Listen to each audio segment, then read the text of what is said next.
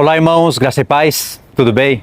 Então eu vou explicar para vocês essas 3 linhas de maneira resumida e depois eu vou usar alguns textos para você identificar pelo menos a linha que faz mais sentido com a parte escatológica. Porque se a gente crê na palavra do Senhor, a gente quer acreditar como realmente será a vinda de Jesus, como realmente será o milênio, como realmente acontecerão as coisas. Se você crê em ilusões, a sua esperança será ilusória. Talvez você nem tenha tanta esperança porque é uma coisa que não tem uma resolução concreta, ou seja, não há conexões verdadeiras na sua mente e você não consegue construir coisas sólidas e aí a sua esperança fica sem fundamento. Você não tem tanta vontade de estudar. Quando você estuda preso em uma linha, você acaba abandonando textos, pulando textos, distorcendo, espiritualizando a força. Isso não é bom, não é nada bom. Durante um tempo pode parecer bom, mas depois, lá no futuro, dentro desse tempo, você vai perceber que você vai perdendo brilho, a palavra de Deus vai perdendo brilho. E você não vai conseguir mais defender a verdade, entendeu? Vem frieza espiritual. Fora que quando as coisas acontecerem, você perde galardão, porque ensinou muitas coisas erradas. E dependendo do que você ensina, você pode perder até a salvação. Então eu vou explicar para vocês essas 3 linhas. Parece ser complicado na hora que eu estiver explicando, mas você vai ver que não é. É uma coisa que você tem capacidade de gravar em um dia. E ainda que você demore uma semana, não tem problema, isso vai ser válido para você. E vamos supor que você demore um mês, não tem problema algum, vale a pena para você memorizar isso e ter fixo na sua mente. E mesmo que você demore um ano, daqui a um ano você vai estar sabendo de tudo isso. Não vale a pena? Claro que vale a pena. Eu digo porque tem pessoas que precisam de tempos diferentes para discernir as coisas, entendeu? Então vamos lá. Eu vou estar gravando aqui na sombra mesmo. O sol ali está muito quente para mim, não dá para ir lá no sol não, principalmente com o celular, esquenta demais. Vou estar andando zigue-zague só aqui mesmo. É o seguinte, 3 linhas, pré-tribulacionista, na verdade são mais, viu? É que essas linhas vão se encontrar. Pré-tribulacionista, pós-tribulacionista, amilenista e pós-milenista. Não são 4 linhas, são, eu acho que 3 na verdade. O que é pré-tribulacionismo? Pré-tribulacionismo é quando a pessoa acredita que vai ser basicamente arrebatada antes. É pré-tribulação. Significa que Jesus vem uma vez antes da grande tribulação, arrebata a igreja e ela vai estar lá no céu. Eu vou tentar evitar todos os termos de crítica, porque eu sempre critico tudo isso. Eu vou tentar evitar ao máximo os termos de crítica. Porque quando você começa a pensar em como isso acontece e o porquê acontece, você encontra hipocrisias, vanglória, mania de grandeza. Então eu vou evitar tudo isso, vou explicar a linha. A igreja é arrebatada antes da grande tribulação e fica 7 anos no céu fazendo bodas. Isso é o pré-tribulacionismo. Geralmente, um pré-tribulacionista, por coerência e lógica das coisas, ele também se torna pré-milenista. Por quê? Ele acredita no milênio literal, pré-milênio. Jesus vem antes do milênio. Além dele vir antes da grande tribulação, ele vem antes do milênio, e o milênio é literal, 1000 anos, ou seja, 999 mais 1, conforme diz os profetas, tem fundamentos para isso, não é só o Apocalipse 20 que fala disso, como muitos dizem por aí, é mentira. Mas é o Apocalipse 20 que fala com toda clareza. Então isso é você ser um pré-tribulacionista. Você automaticamente, por coerência da linha, você se torna um pré-milenista. Agora, a linha amilenista e pós-milenista, geralmente, eles também são pós-tribulacionista. O pós-tribulacionismo é algo positivo, na minha opinião. Eu sou pós-tribulacionista, mas eu não sou pós-milenista, nem amilenista. O pós-tribulacionismo, diferente do pré, ele acredita que Jesus vem depois da grande tribulação. Por isso que fala pós-tribulação. Vem depois da grande tribulação, a igreja arrebatada no fim, Jesus vem uma só vez, a vinda dele é visível para todos, e a igreja passa pela grande tribulação, nem todos vão morrer. Os que morrerem vão ser testemunhas do Senhor Jesus. Como sempre, pessoas num tempo certo, determinado, morreram para testemunhar as coisas do Senhor. Os apóstolos morreram de mortes terríveis, não estão escritas, registradas nas escrituras, mas na história está. Assim como o ano 70 não está dentro da palavra de Deus. Está escrito em registros da história. Flávio Joséfo, entre outros. Flávio Joséfo é o principal. E os apóstolos morreram de coisas horríveis, de sofrimentos que são pertencentes à grande tribulação. Não são da grande tribulação, mas pertencem à grande tribulação. Não tem como sofrer mais do que ser decapitado, do que morrer de ponta cabeça, como Pedro. Eu citei aqui a morte de Paulo e de Pedro. Outros apóstolos morreram com mortes assim, terríveis.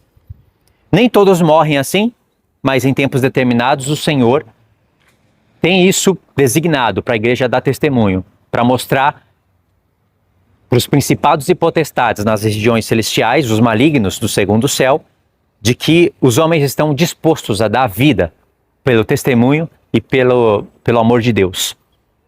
Assim como o seu Senhor, o nosso Senhor, teve coragem de sofrer por nós, nós também temos que ter essa coragem de sofrer por Ele, se for preciso. Então, eu sou dessa linha, pós-tribulacionista. Mas eu não sou pós-milenista, nem amilenista. Agora, essas duas linhas, parece que é a mesma coisa, pós-milenismo e amilenismo, só que elas não são. Amilenismo nega o milênio, o A vem de negar, anticristo. Amilenismo negou o milênio, mas negou o milênio literal. Então eles vão buscar na palavra de Deus argumentos tendenciosos, ilusórios, que vão distorcer a palavra de Deus para dizer que o milênio não existe. As coisas são apenas ideias. E existe todo um conjunto de textos que, se você olha para eles de maneira isolada, alguns textos realmente parece que os textos estão dizendo aquilo. Eu não vou negar alguns textos que aparentam dizer isso, mas esses textos, eles devem ser colocados de frente com outros textos, aonde mostra Jesus vindo, Jesus passando a reinar no toque da última trombeta. Os profetas também mostram o tempo em que Jesus passa a reinar. Um milênio literal, pontos da palavra de Deus onde você vê literalidade e não tem como espiritualizar aquilo. Você vai ter que hiperespiritualizar de maneira forçada. Então, bom, os amilenistas usam esse ponto. Eles negam o milênio literal, mas dizem que o milênio começou quando Jesus ascendeu aos céus, porque supostamente ele começou a reinar. Então, nesse mundo de hoje, onde Satanás reina, Jesus também reina. Mas eles dizem que Satanás não reina porque está preso. Bom, aí dá para ver aonde a pessoa se meteu, né? Dizer que Satanás está preso hoje e que a prisão dele não é algo literal, como diz o Apocalipse, e que a prisão dele apenas restringe o poder dele de não enganar mais as nações, isso é ridículo. Satanás não engana as nações? Não? Olha o mundo como é que está. Antes da Primeira Guerra Mundial, houve tantas guerras. Depois vem a Primeira Guerra Mundial, logo em seguida a Segunda, e o mundo está se preparando para uma terceira, e Satanás não engana as nações. Então eu vou ter que transformar as nações em eleitos. E aí você já sabe que você convidou o calvinismo, ou seja, uma maldição, para fazer parte da sua vida. E é lógico que eu vou afastar isso da minha vida. Então, mas o amilenismo, ele nega o milênio literal, acredita no milênio espiritual. Quando Jesus vem, o milênio acaba. O amilenista, ele é pós-milenista, por coerência. E aí Jesus vem, o milênio acaba. Só que eles acreditam no anticristo escatológico. Que a igreja passa pela grande tribulação, vai ter um anticristo final escatológico. Eles não negam isso. e eles dizem que as coisas vão piorar, mas a igreja tem que ser firme e perseverar até o fim. Uma coisa de bom, né? Mas quando você coloca isso na balança, a balança despenca para o lado ruim. Agora, o pós-milenismo, esse é o pior de todos dessas linhas que eu estou citando, porque tem outras linhas perversas também. O pós-milenismo, ele não acredita... Pós-milenismo? Isso. Ele não acredita no milênio literal, ele ainda acredita no milênio espiritual, assim como o amilenismo, só que o pós-milenismo, ele ultrapassa os limites da heresia e vai para o mundo de ilusões. Ele acredita que a igreja vai conquistar o mundo inteiro pela pregação do evangelho. Jesus ascendeu aos céus, está reinando, o milênio começou. Jesus disse, o reino de Deus é chegado, está entre vós, está dentro de vós, como se isso fosse Cristo passar a reinar. Eu não vou entrar em detalhes para desfazer esse ponto agora, porque senão eu complico o vídeo. Mas essa é a ideia pós-milenista. A igreja vai conquistar o mundo inteiro pela pregação do evangelho, e aí quando o mundo todo estiver evangelizado, estiver tudo bonito, Jesus vem. Isso é uma heresia das pesadas, porque eu vou ter que mutilar vários textos que falam de 10 chifres, de chifre pequeno, perseguição do povo santo, entre várias coisas que eu poderia ficar 5 minutos citando, as coisas só que eu estou lembrando, fora as que eu não estou lembrando, que eu não iria lembrar. Então, é uma heresia e um ataque claríssimo à verdade. E aí, talvez você não saiba disso, mas essa linha pós-milenista, ela se mistura com o preterismo. O preterismo, ele coloca tudo no passado, como se tudo já tivesse acontecido. E hoje você só tem que viver a sua vida do jeito que você está vivendo. Se Jesus vier, ele veio. Se não vier, não tem problema. Eles não se preocupam com isso. Eles nunca falam o que você tem que fazer nessa vida. A única coisa que eles falam é que Jesus já veio no ano 70, a grande tribulação já passou, as promessas foram cumpridas, está tudo certo, viva a sua vida, trabalhe, coma, beba e morra. Ou seja, é Satanás purinho pregando a mentira através da Bíblia. Essa é a linha preterista. Só que a linha preterista, ela vai para um extremo, ela joga tudo no passado.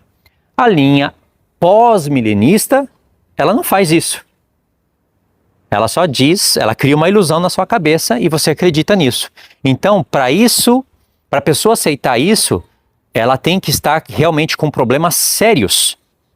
Não só espirituais, mas literais. Porque ela tem que ter problema de leitura, ela tem que ter problema de interpretação e ela tem que não ter paixão nenhuma pelo reino de Cristo. Simplesmente isso.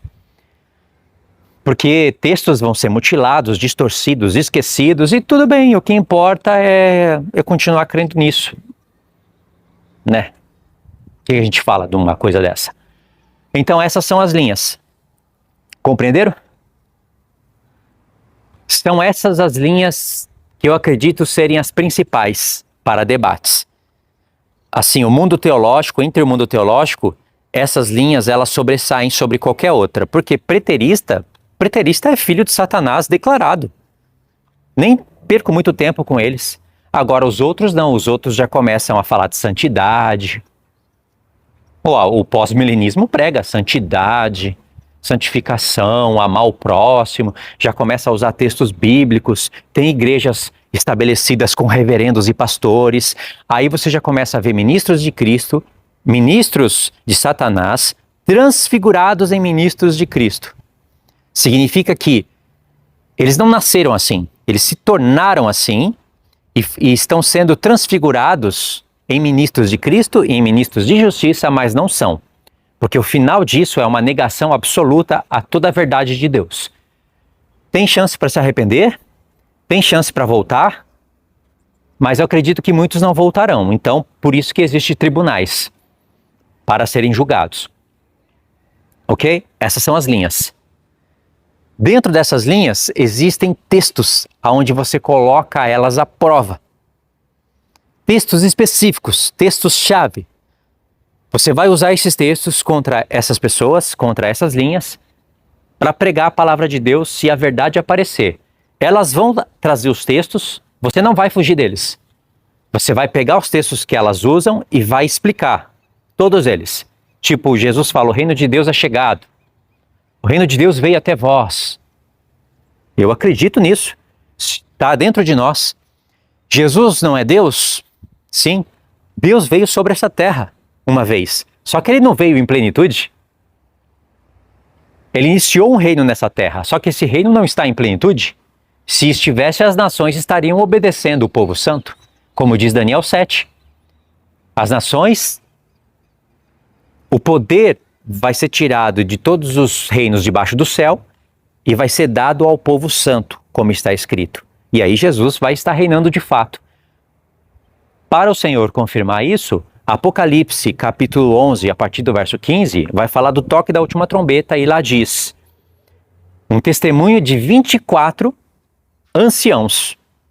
Não é qualquer testemunho, esse testemunho está vindo direto do céu. Graças te damos, ó Senhor Deus, tu que és e que eras, porque ele veio. Tu que és e que eras, porque assumiste o teu poder e passaste a reinar. Não está escrito passaste a reinar em plenitude, passaste a reinar sobre a tua igreja, passaste a reinar. Em todas as Bíblias, Testemunha de Jeová, católico, evangélico, tudo, esse texto é tão claro que não tem contradições. Tá para todos lerem, em todas as línguas. E isso é só no toque da última trombeta. Significa que tem que tocar 6 antes. E é um testemunho vindo do céu, de 24 anciãos, aonde eles tiram a sua coroa. Eles têm coroas e eles tiram. Isso significa que chegou o tempo de Cristo reinar. O reino dos céus está vindo em plenitude para essa terra. Mas essa plenitude ainda é em etapas, que é o assunto que eu não vou falar aqui para não complicar demais. Jesus vai vir, o reino vai ser literal, as nações vão de fato obedecer a Cristo, mas ainda vai ter morte. Não como hoje, obviamente, mas ainda vai ter. Ainda vão ter profecias para se cumprir. Então o reino de Deus, agora ele é com Cristo glorificado e com os seus santos glorificados. Para mim está perfeito. Não preciso mutilar textos e hiperespiritualizar nada. Ok, Jesus vem, passou a reinar, no toque da última trombeta. Esse texto é claro porque lá diz, iraram-se as nações, veio porém a tua ira. Se Jesus passou a reinar naquele momento, tinha alguém reinando antes. E vocês sabem que era o anticristo, com o poder e autoridade do dragão que foi lançado do céu para a terra. O que eu vou fazer com tudo isso? Jogar fora? Por isso que eu falo, a linha amilenista é perversa, a linha pós-milenista é perversa 7 vezes mais, porque ela se mistura um pouquinho com o preterismo. E é óbvio que você não quer isso para a sua vida. Você não quer ser envergonhado no tribunal de Cristo. Ou seja no tribunal de Cristo, ou seja no grande trono branco, ninguém deseja isso. Então, Deus veio para esse mundo. Jesus veio. Ele iniciou um reino nessa terra. Imagine Deus vir nesse mundo como homem e não iniciar um reino. Não faz sentido isso. Mas dizer que ele passou a reinar? Aí é outra história. No Salmo 110, o pai disse para o filho, assenta-te à minha direita até que eu ponha todos os inimigos por estrado dos seus pés. O escritor de Hebreus cita isso 2 vezes no livro de Hebreus. Um em Hebreus 2 e outro em Hebreus 10 ou 13, se eu não estiver enganado. Eu acho que é no 12 ou no 13, mas 2 vezes está dentro do livro de Hebreus. O escritor de Hebreus disse que, ainda que todas as coisas lhe estão sujeitas, porque de fato o Pai sujeitou, mas aí o escritor de Hebreus diz, ainda não vemos todas as coisas sujeitas. Vemos, porém, ele revestido, ele que se fez menor do que Deus, do que os anjos, foi revestido de glória, de poder, mas ainda não está tudo sujeito. Ou seja, ele não reina ainda. E lá em Hebreus capítulos 12 ou 13, eu estou citando de cabeça mesmo, diz que Jesus está sentado à destra de Deus, esperando até que todas as coisas sejam postas debaixo dos seus pés. Quando que isso vai acontecer? No toque da última trombeta, quando ele vai passar a reinar. Paulo, explicando isso em 1 Coríntios 15, Paulo fala, convém que ele reine até que haja posto todos os inimigos debaixo dos seus pés. O amilenismo e o pós-milenismo diz, está vendo aí, convém que ele reine, está reinando. Não, o apóstolo Paulo está falando sobre a festa dos tabernáculos. Ele está falando de algo futuro, que convém que ele reine. Aí Paulo diz, o último inimigo, porém, a ser destruído é a morte. Então Paulo não está falando que Cristo está reinando, porque em outros textos Paulo fala que Cristo vai reinar. Paulo não diz que a primeira ressurreição já aconteceu. Ele traz esses textos como, assim, ressuscitamos com Cristo, ele nos fez assentar nos lugares celestiais em Cristo, como uma confissão de fé. Deus que chama as coisas que ainda não são como se já fossem. Paulo está fazendo a mesma coisa, só que essas coisas têm um tempo determinado para acontecer. Por isso que Paulo fala que nós ainda iremos ressuscitar. A primeira ressurreição jamais ocorreu. E Paulo deixa bem claro que pessoas que dizem que a primeira ressurreição já aconteceu, são pessoas que se desviaram da verdade, vão desviar outras e certamente serão entregues a Satanás. Paulo fez isso com Emineu e Alexandre, duas testemunhas infiéis que refletem testemunhas infiéis hoje, porque eles testemunham mentiras contra o céu. Se a pessoa se arrepender, bem, tudo de bom para ela. O céu deseja tudo de bem, tudo de bom. Mas se ela não se arrepender, o céu vai testemunhar contra. E não somente o céu e a terra. O céu e a terra são duas testemunhas que o Senhor vai convocar no grande trono branco para testemunhar contra os infiéis. Uma falsa testemunha, ela vai ter que dar conta de tudo o que falou. Se ela desejou a morte para alguém, essa mesma morte vai acontecer com ela. Tudo o que ela falou vai recair sobre ela. Diz isso no livro da lei. Em Provérbios fala que uma falsa testemunha jamais escapará da condenação. E a gente vê como Deus trata as falsas testemunhas no livro do Apocalipse. Então Paulo disse, tem dois homens, Emineu e Alexandre, falando que a primeira ressurreição já ocorreu. Paulo não diz a primeira ressurreição, mas se diz que a ressurreição já ocorreu, tem que ser a primeira. E como eles convenciam as pessoas que a ressurreição já aconteceu? Como? Tinha alguém glorificado ali entre eles? Não. Será que Emineu e Alexandre dizia, o arrebatamento já aconteceu e as pessoas já estão lá no céu? Será que eles diziam isso? Alguém sumiu? Alguém desapareceu? Tem alguma testemunha? Não. O que acontecia é que Emineu e Alexandre distorciam as cartas de Paulo, porque você vê que Paulo está contra eles. Então significa que eles distorciam os ensinos de Paulo. Paulo fala isso, ele denuncia isso em Romanos 3, que os seus ensinos eram distorcidos, mas Pedro vem e confirma isso, que pessoas distorciam os ensinos de Paulo. E distorciam os ensinos de Paulo junto com as demais escrituras e faziam isso para sua própria condenação. E Pedro diz que ele falava a respeito de falsos mestres, de falsos profetas, e que era a respeito da vinda de Jesus. Ou seja, a vinda de Jesus, ressurreição, está tudo conectado. Isso está em 2 Pedro 3. Então Pedro, ele vem com uma clareza tão grande, uma defesa sobre o apóstolo que o repreendeu. E Pedro é grato por isso, porque você vê que Pedro lia as cartas de Paulo, via que tinha ensinos difíceis de se entender, mas que era de uma sabedoria admirável. E que pessoas, se não prestassem atenção, iriam distorcer. Emineu e Alexandre eram um deles. Então Jesus ressuscitou, muitas pessoas ressuscitaram, entraram na Cidade Santa, como está registrado nos Evangelhos, só que eles voltaram a morrer. E o próprio escritor de Hebreus está tratando desse assunto em Hebreus 11. As pessoas que ressuscitaram, alcançaram a ressurreição pela fé, elas voltaram a morrer porque elas tinham em vista uma ressurreição. Não, elas não se preocuparam quando foram perseguidas e o despojo dos seus bens, porque elas tinham em vista uma ressurreição superior. Significa que elas ressuscitaram, elas se tornaram testemunhas para muitas pessoas que os mortos ressuscitam. Olha como o Senhor é magnífico. Ele deu testemunho, exemplos. Só que essas pessoas voltariam a morrer. E elas foram perseguidas porque elas davam esse testemunho. Então elas não se preocuparam com as suas casas sendo despojadas, com prisões, porque elas tinham em vista a ressurreição superior, que é a primeira. Então isso revela o que não aparenta ser perverso e mal. Essas colocações que eu estou mostrando revela as intenções malignas das linhas amilenista e pós-milenista, porque são coisas malignas. Nesse caso, 1000 vezes, ou melhor, 10.000 vezes, você ser um pré-tribulacionista, que eu não sou e reprovo essa ideia, do que você ser um amilenista ou um pós-milenista, ainda que sendo pós-tribulacionista. Porque o pós-tribulacionismo é algo positivo, o pré-tribulacionismo é algo negativo. Mas 10.000 vezes você ser isso. Na oração de Jesus, ele deixa bem claro como nós devemos orar ao Senhor. É uma oração escatológica, resumida, cujas frases e palavras foram retiradas diretamente dos profetas.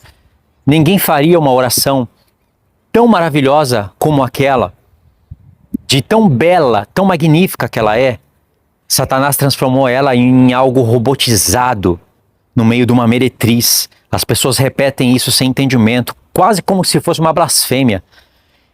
Imagine palavras maravilhosas, cheias de recados proféticos, de direções, palavras que alegram o coração de Deus. Quando você entende, Satanás transforma isso em um gesso, em uma idolatria, e a pessoa fica repetindo isso.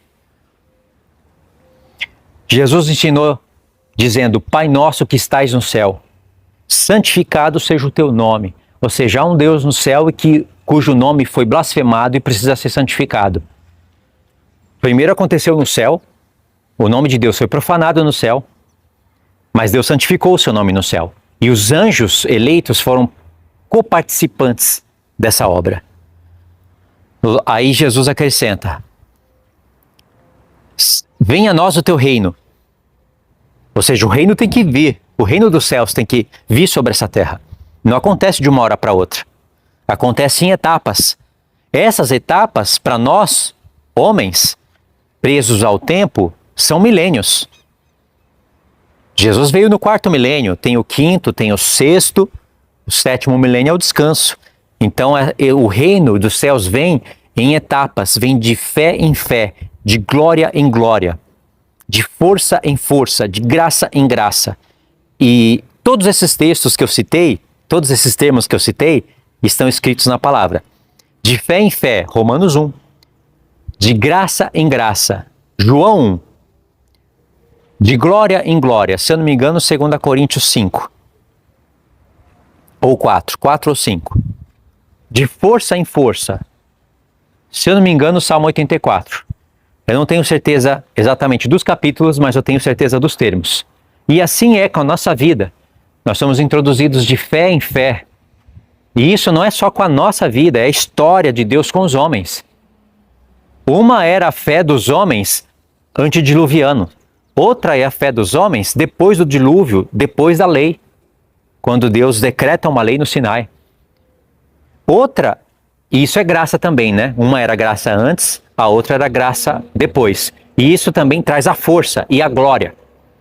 Porque Deus se revelando no Sinai, mais de 600.000 homens, fora mulheres e crianças e nações, ouvindo a voz de Deus, o próprio Deus falar do céu, seus 10 mandamentos, isso é uma fé e uma graça muito mais grandiosa da era antediluviana. Mas outra coisa é a fé, a graça, a glória e a força da nova aliança. E uma outra porção mais maravilhosa será dentro do reino de Cristo, onde todos ouvirão a voz do próprio Filho de Deus e falarão com ele. Todos testemunharão e ele falará com todos. E isso vai assim, e assim o reino de Deus vem vindo sobre essa terra. Então nós oramos: venha a nós o teu reino, seja feita a tua vontade aqui na terra como é no céu. Ou seja, o que aconteceu no céu vai se repetir na terra. E assim é a palavra de Deus. Ou seja, Jesus veio, introduziu um reino nos nossos corações, é um reino invisível, mas ele vai tomar uma forma visível. As nações todas vão ver que todo todas as nações verão que todas as nações estarão debaixo do poder de Cristo e do poder da igreja.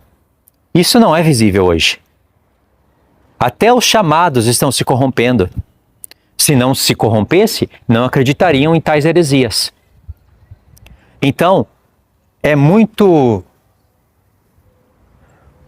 desprezível eu pegar textos de Jesus onde ele diz: o reino dos céus é chegado entre vós, e dizer que Cristo passou a reinar por esses textos, e desprezar outros, ou desprezar ou mutilar,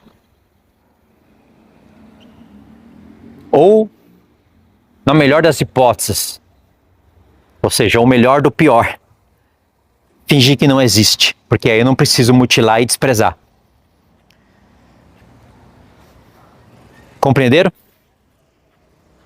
Uma explicação dessa não faz sentido? Claro que faz. Então, irmãos, é isso. Expliquei para vocês essas 3 linhas. Não foi um vídeo onde eu li textos, não foi tão curto quanto eu pensava, mas é um vídeo que dá para você entender muito bem as coisas, né? Se tivesse coisa visual, seria melhor. Um gráfico visual você vê melhor, aprende melhor, e quem sabe a gente volta a fazer isso dentro desse mês. Agora, na parte 2 desse vídeo aqui, ela vai ser bem mais curta e eu vou falar sobre Efésios 1:4, Efésios 2, do 5 ao 7, um ponto em Apocalipse 20 e um ponto em Apocalipse 21. E isso vai ser muito importante. São textos curtos, são textos que vocês conhecem, e são textos que nos conduzem à plena verdade, ao pleno conhecimento de Cristo e ao pleno conhecimento da verdade. Essas 2 frases, elas estão contidas nas Escrituras. Nas cartas de Paulo, e Pedro também fala sobre isso. O pleno conhecimento de Jesus. O pleno conhecimento da verdade. Paulo usa isso em Efésios 2 vezes e Pedro usa isso na sua carta. Paulo também usa a expressão pleno conhecimento da verdade para Timóteo. Então, esses textos que nós vamos trabalhar neles, eles nos conduzem a isso. E aí você consegue detectar o joio no meio do trigo. Você consegue discernir aonde que tem ministros de Satanás que estão sendo, e alguns já foram completamente transfigurados em ministros de Cristo. Porque ninguém é transfigurado de um dia para o outro. E ninguém nasce ministro de Satanás, a pessoa se torna. O anticristo não vai nascer anticristo, ele vai se tornar anticristo. E o anticristo é um falso profeta. Então, essa transfiguração, que é uma transformação, vai acontecendo de pouco a pouco. Assim, até no novo nascimento, você vai sendo transformado à imagem de Cristo, de glória em glória. Não é de uma hora para outra. Então, alguns estão sendo transformados, outros já foram completamente. Os que já foram completamente estão trabalhando no mistério da iniquidade para transfigurar outros. Quando nós falamos de ministros de Cristo, ministros de Satanás transfigurados em ministros de Cristo, nós não estamos falando de coisas que são claramente visíveis como coisas horríveis, como coisas apóstatas. Por exemplo, padres, papas, membros da Igreja Católica Romana. Isso não é uma transfiguração. Isso é visível. E não é só da Igreja Católica Romana. Quando você vê pastores no mundo evangélico, Edir Macedo, Valdemiro Santiago, Silas Malafaia, é de um outro nível, mas se tornou, infelizmente, um maçom, um caído, e tem vídeos dele no YouTube que talvez você não conheça, mas se você vir esses vídeos, sua boca cai, você vê um falso profeta declarado. Vai sempre ficar falando de Jesus. Esses não são transfigurados. São visíveis. Uns são mais fáceis de ver, os da Igreja Católica. Esses outros não são tão fáceis de ver. Mas a transfiguração em ministros de Cristo e em ministros de justiça é quando é bem difícil de discernir.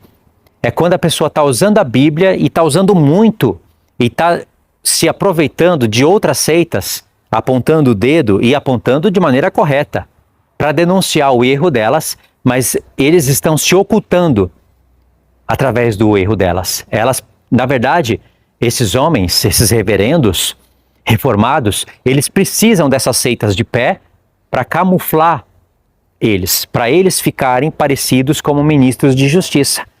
Termos que Paulo usou em Gálatas 1, em 2 Coríntios 11, 2 Tessalonicenses 3, 1 Timóteo 6, mas os termos principais estão em Gálatas 1 e 2 Coríntios 11. Se alguém pregar algo que Paulo não pregou, e Paulo fala que pode ser um anjo vindo do céu, é para considerar maldito. Paulo pregou o que a reforma prega? Paulo afirmou o que o amilenismo e o que o pós-milenismo afirma? Não, então isso é maldito, porque é um outro evangelho.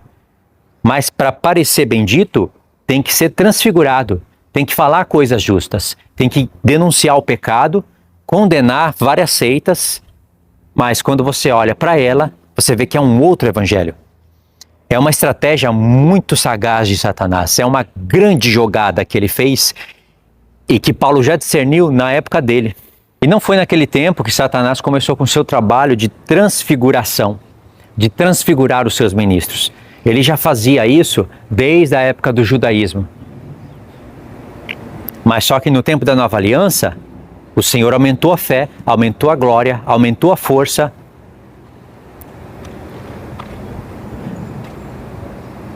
Aumentou a graça, ou seja, o evangelho ampliou e Satanás também tem que se colocar, o nível da iniquidade tem que ser na proporção para ter um bom combate. Então ele também teve permissão para que enganasse mais.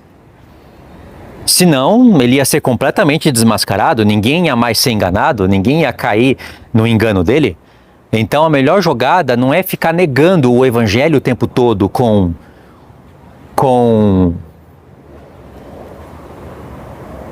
o islamismo. Ele precisa de Igreja Católica Romana, depois ele precisa de reforma, ele precisa de pessoas usando a Bíblia. Ele não pode apenas atacar a Bíblia com o ateísmo, com o negacionismo, com teologias do Big Bang, sabe, o homem vindo do macaco, coisas que negam diretamente a criação de Deus. Ele tem que ter homens que não negam nada disso. E aí vai evoluindo. Tem que ter homens que pregam sobre salvação. Como é que você vai ser ministro de justiça? Como que você vai ser ministro de injustiça? Tudo que você fala é injusto, mas está transfigurado como injusto. Se você não falar sobre a vinda, sobre a santidade, sobre o reino, você tem que falar. Quer dizer, você não. O transfigurado tem que falar. Só que ele vai ter que falar tudo ao contrário do que a palavra diz, para fazer você acreditar numa coisa que não é verdade. Para fazer você pregar coisa que nunca foi verdade. Entendeu? Então tá, você vê, só para falar dessas 3 linhas, uma coisa vai puxando a outra, e o assunto realmente fica denso, né? Uma coisa que é para ser simples, ela vai tomando um rumo e vai ficando pesado.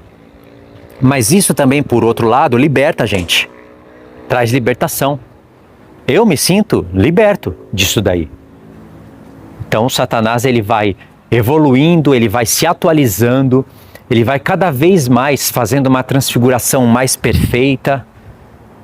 É igual no mundo que nós vivemos, seja qual for o objeto, seja qual for a situação, tudo está melhorando.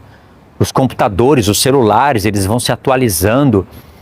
Tudo vai ficando, aspas, melhor. Satanás faz a mesma coisa com seus ministros. Eles vão ficando cada vez mais parecidos com Cristo. Mas não são. É pela palavra que você conhece. E isso vai sendo detectado pelos santos. Porque se tem ministros de Satanás transfigurados em ministros de Cristo e de justiça, existe também ministros de Cristo transfigurados em Cristo. São homens que estão sendo transfigurados em Cristo, de verdade. Filhos de Deus, representantes de Cristo na terra. E esses vão combater um contra o outro. Paulo fala em 2 Tessalonicenses 2 sobre um mistério da iniquidade. No grego está anomia, é um mistério, porque é coisa difícil de entender, que não é oculta para todos, mas é oculta para muitos, e que ela vai ser plenamente revelada. O mistério da palavra é esse. Quando Paulo usa a palavra mistério, e quando essa palavra mistério está no Apocalipse, essa é a resolução. É escondido, não é revelado para muitos, está revelado na palavra, mas Deus revela para aqueles que buscam, é de difícil compreensão, engana, se for o mistério da iniquidade, engana, e vai chegar uma hora que vai ser revelado para todos. Lá em Romanos 16, Paulo fala do mistério do Evangelho. Então tem dois em conflitos aí. É uma dualidade, é o bem contra o mal. O mistério do Evangelho é a mesma coisa.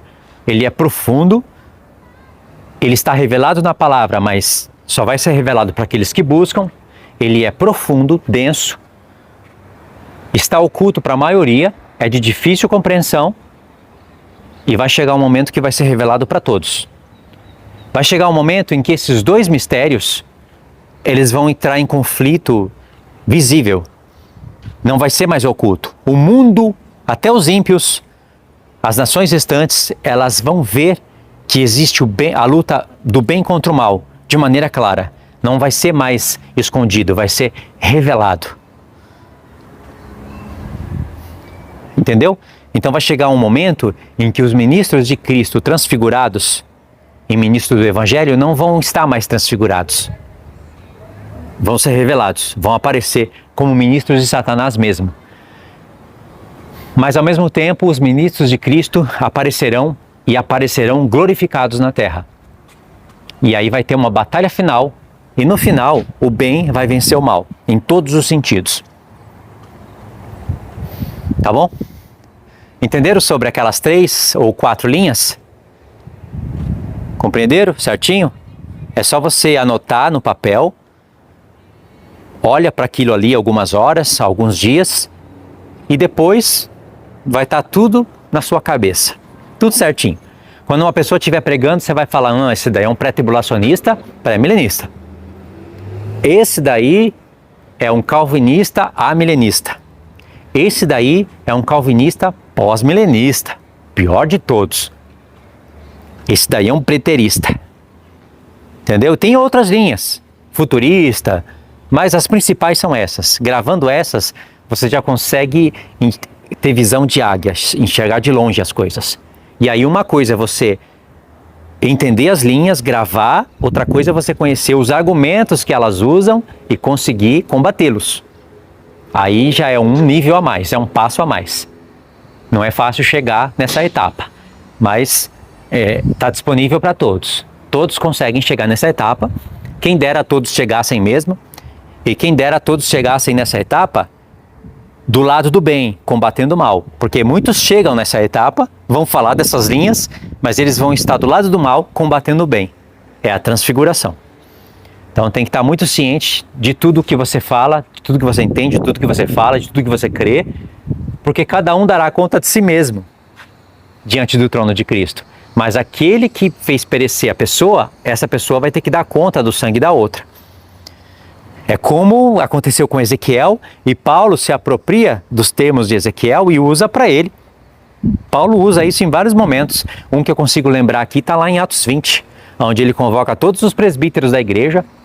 Eram presbíteros, pessoas que estavam ali em Deus, firme. Paulo fala que dentre eles mesmos se levantariam lobos vorazes e iriam arrebatar o rebanho após si. Paulo não sabia quem era, mas sabia que iria acontecer. Deus avisou que pessoas boas iriam se perverter. Nunca foi a vontade de Deus, Deus nunca abandonou elas para elas fazerem isso. Deus não predestinou elas para elas fazerem isso, mas havia um destino que Deus avisou de antemão que iria acontecer. Paulo apenas falou a verdade. E ali Paulo fala, por 3 anos eu estive pregando de casa em casa, com lágrimas, e estou livre do sangue de vocês. Quando Paulo falou isso, você vê Ezequiel aí. Paulo pregou trombeta, tocou trombeta, E tem outros pontos para você somar, eu estou só resumindo. Quando Paulo fala que está livre do sangue, você lembra do que Deus falou para Ezequiel. Ezequiel prega: se a pessoa se arrepender, se a pessoa ouvir o que você está pregando e se arrepender, você livrou a pessoa, você não vai ter culpa porque você pregou, e a pessoa também não vai ser condenada porque se arrependeu. Se a pessoa ouvir o que você pregou e não se arrepender, ela vai morrer no seu próprio pecado, mas você está livre do sangue dela. Agora, se você não pregar e ela morrer no seu próprio pecado, ela vai morrer por causa do seu próprio pecado, mas o sangue dela eu vou cobrar de você porque você não avisou. Tá vendo? É lindo, não é? E tem mais pontos, não é só esse, tem mais. É só resumir. Então, isso se reflete na gente. Nós vamos dar conta de nós mesmos, mas nós somos responsáveis por outras vidas, se Deus colocar na sua mão. Então, se você pregar errado, essa pessoa perecer, ela vai morrer no seu próprio pecado. Mas você vai ter que dar conta disso, porque ensinou errado. Se você fechou a boca e não ensinou, e foi chamado para isso, Paulo fala: ai de mim se eu não pregar o evangelho. A pessoa vai morrer no seu próprio pecado, mas Deus vai cobrar de você. E se a pessoa se arrepender, Deus não vai se lembrar das injustiças que ela fez, mas o bem que ela fez é o que vai contar. Se a pessoa fazia o bem e apostatar, Deus não vai se lembrar do bem que ela fazia, e sim do mal que ela está cometendo. E Deus fala para Ezequiel: é pela sua justiça que o justo será salvo. Isso é Deus falando, não é a reforma. A sua justiça, a nossa justiça é a justiça de Deus. Mas Ele passou uma responsabilidade fiel e verdadeira sobre nós. Não é a responsabilidade calvinista, não é aquela maluquice que eles pregam, aquilo ali é mentira. São águas sujas, águas profundas e águas sujas. O que Deus está mostrando lá em Ezequiel é irrefutável. Deus fala que cada um vai se salvar pela sua própria justiça. A sua própria justiça é crer na palavra de Deus e praticar as obras que são referentes a isso. Não anula a palavra de Deus em nada. Paulo fala que fazia de tudo para poder salvar alguns. Paulo salvar alguns? É o termo que ele usa. Mas dentro desse termo já está contido que a salvação se originou com Cristo. É Cristo que salva, mas Ele tem ministros para trabalhar com isso daí. De maneira que a palavra da salvação está em nós. Judas fala para você arrebatar pessoas do fogo. Você não tem poder para fazer isso, mas você faz como representante de Cristo na terra. Você mesmo vai ter que ser arrebatado, foi salvo, Cristo é quem salva a todos, mas Ele passou esse ministério para a igreja. Pedro fala: salvai-vos dessa geração perversa. Você vai se salvar? Você não vai. Mas quando Pedro fala salvai-vos, é para você usar o seu poder de escolha, crer na palavra de Deus e praticar as obras pertencentes a isso. De maneira que as obras da lei não salvam, mas as obras da fé salvam. E obras é trabalho. É você andar condizente com o que Cristo fala. E isso é palavra de Deus. O que passa disso é outro evangelho e é maldito. Ou seja, quando eu escuto algum reverendo, alguma coisa com aparência de justiça falar que é contrária à palavra de Deus, para mim é maldito. Porque a palavra de Deus é muito clara. Senão eles teriam que refutar os próprios apóstolos. Senão eles teriam que refutar os próprios profetas. Não foi um homem que falou para Ezequiel. Foi Deus. Deus falou para Ezequiel: Ezequiel, se Daniel... Eu não vou lembrar aqui dos termos exatos. Mas Deus falou para Ezequiel e também falou para Jeremias. Só que nesse ponto o Ezequiel fica mais claro para a gente. Deus fala: se Daniel, Jó e Noé estivessem aí, eles não salvariam seus filhos. Eles se salvariam, eles pela sua justiça, salvariam apenas a sua vida. Foi bem claro, pela sua justiça. Deus nem se preocupa em falar pela minha justiça, porque isso está contido. A justiça de Daniel seria confiar em Deus e praticar os mandamentos. A justiça de Noé seria a mesma, mas Deus fala: os seus filhos não se salvariam. Daniel não teve filhos, mas Deus já previu futuros alternativos. Se Daniel tivesse filho, os filhos de Daniel não seriam bons. Ou Deus não tem o poder de prever o futuro alternativos? Claro que tem. Jó teve filhos, mas Deus já está falando que os filhos de Jó não eram justos. Daniel, Jó e Noé. Os 3 filhos de Noé não eram justos, isso dá para ver claramente na palavra. Eles não se salvariam. Os 3 se salvariam apenas a sua vida pela sua justiça. Isso é a palavra de Deus. Isso é bendito. O que falam ao contrário é maldito. Ou seja, esses reverendos que ficam falando, você não pode se salvar, você não é salvo por obras, e sim pela graça, ainda eles dão a glória para Deus para disfarçar bem. Aparenta coisa boa. E é óbvio que eu não posso me salvar, fazer uma expiação por mim mesmo e falar, não preciso de Cristo. E isso, os únicos que falavam isso era o judaísmo daquele tempo, e alguns judeus ortodoxos em Jerusalém falam isso. O que Paulo está combatendo é a pregação judaica. Ele está desvinculando o judaísmo do cristianismo. Ele está tirando o joio do trigo. Mas agora, Paulo não nega em nenhum momento obras de salvação, obras da fé que você tem que fazer. E Tiago é muito claro quanto a isso. Então, eles refutam Tiago, eles refutam os apóstolos, eles refutam os profetas com uma mensagem que parece ser bonita. Você não pode se salvar. Se a salvação dependesse de você, você estaria perdido. Graças a Deus, a sua salvação depende de Cristo. Olha só a mistura, é muito misturado isso daí. Como se houvesse um povo hoje que estivesse falando, eu não preciso de Jesus, eu faço obras e me salvo. Existe alguém falando isso? Ou seja, isso é um espantalho. Mas esse povo é tão astuto que eles já de antemão usam esse argumento. Quando você prega contra o calvinismo, eles falam que é um espantalho. Quando você denuncia, eles falam, vai estudar que você não conhece o calvinismo. Quando você questiona, eles falam, quem és tu, ó homem, para questionares a Deus? Quando você não está questionando a Deus, você está questionando eles. Parece que questionar a reforma e o calvinismo é questionar a Deus. Questionar o amilenismo e o pós-milenismo, eu estou questionando Deus. Não, eu estou questionando esses reverendos. Eu não estou questionando a Deus. Então fica esperto, Satanás ele não se cansa, ele está trabalhando, ele está atualizando. Então a gente tem que avançar também. E nada melhor avançar entendendo essas coisas que eu estou falando para vocês. Aí vocês vão avançar de pouco a pouco, tá bom?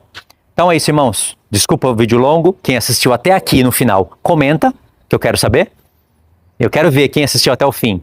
Quem ouviu, pelo menos, até o fim. E vamos lá. De fé em fé, de força em força, de glória em glória. Mas qual?